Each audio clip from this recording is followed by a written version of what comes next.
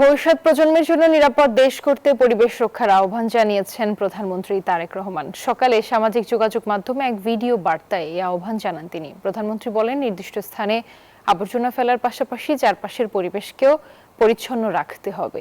নিজ নিজ অবস্থান থেকে সবাইকে সচেতন হওয়ার পরামর্শ দেন সরকার প্রধান।